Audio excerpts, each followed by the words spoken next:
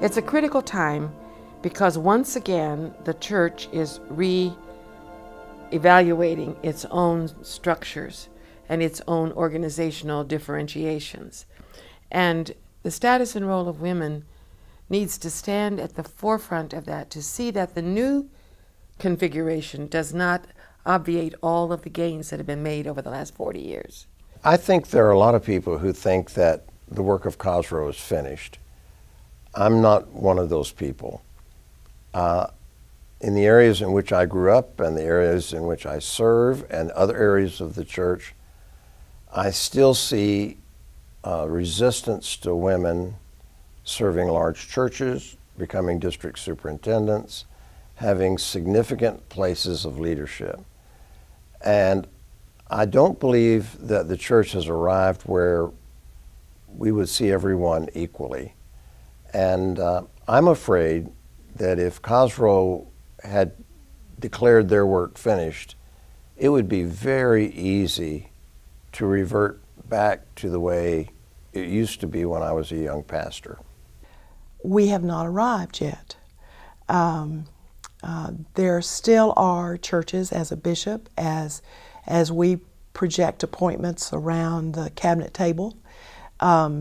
There are still local churches who say they don't want a woman as their pastor.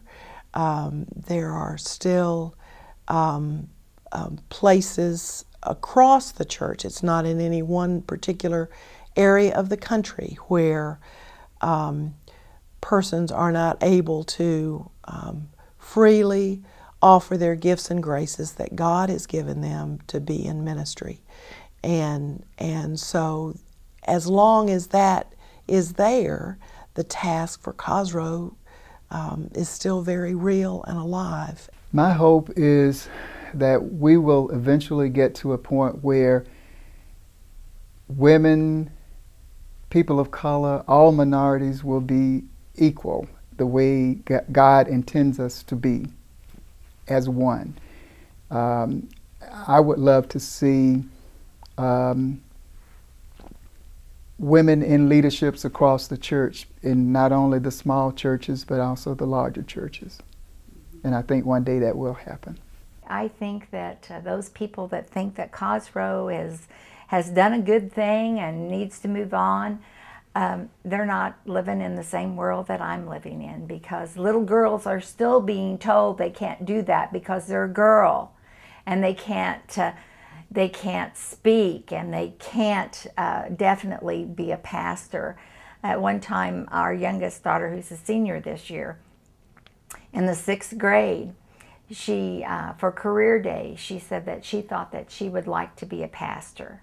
And this little boy stood up when she was telling her, having her little speech, and said, "You can't be a pastor, you're a girl." And she looked him right square in the eye and she said, "I can be anything that I want to be." And the fact that my daughter had that kind of strength, and she got that kind of strength because she's in the United Methodist Church, and she has had a female pastor, and she has had a female bishop, and she knows that she can lead and she can do whatever she wants to do. And we need to continue instilling those kind of values in our little girls. So COSRO has a lot of work. We've done good things in 40 years, but the work's not over. We have to continue.